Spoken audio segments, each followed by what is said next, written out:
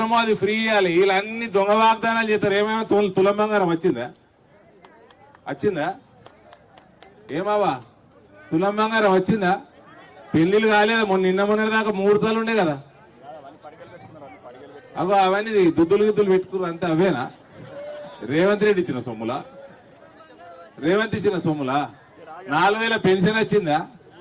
2,500 వచ్చినాయా? రైతులకు 500 రూపాయలు బోనస్ ఇచ్చిండా అండి? 2 పంటలు అయిపోయినాయి. డిసెంబర్ 9 నాడు గింతే ఉంటాడు, గింతే. డిసెంబర్ తిట్టి ఎగురుకుంటా డిసెంబర్ 9 నాడు నేను ముఖ్యమంత్రి ప్రమాణ స్వీకారం చేసినాక 500 ఇచ్చి కొంటా అంటాడు. నేను ఏమంటలేను. ఈ మధ్య ఆయన ముఖ్యమంత్రి అయ్యిండు, నా మిత్రుడు, మంచోడు, నేనేమంటలేను. మొన్న వచ్చిండు గుండు, బండి సంజయ్ బండి, నన్ను గుండు, ఈటెల రాజేంద్ర అరగుండు. మాకు అనరాదా? నేను అన్నుడు మొదలు పెడతారంటే కడుపు పట్టుకుని అవుతారు అంతా.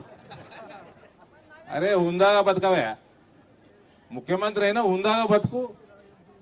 దొంగ వీడియోలు పెడుతున్నాడు అమిత్ షా గారు. అమిత్ షా దొంగ వీడియోలు పెడుతూ ఊకుంటాడా అండి? పంపిండు పోలీసు వాళ్ళని. నిన్న సాయంత్రంకి వెళ్ళి కనబడతాడు రేవంత్.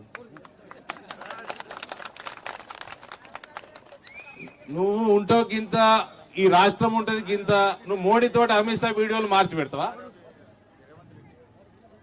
అరే ముఖ్యమంత్రి అయిన మిత్రుడా, హుందాగా ఉండు, అబద్ధాలు ఎప్పుడు బంద్ చేయి, రైతులకు మోసం చేయకు, మహిళల్ని మోసం చేయకు, యువకుల్ని మోసం చేయకు. ఈ ప్రాంతాన్ని అభివృద్ధి చేయడానికి ఏమన్నా చెయ్యి, చరిత్రలో మిగిలిపోతావు. మంచి పనులు చేయి.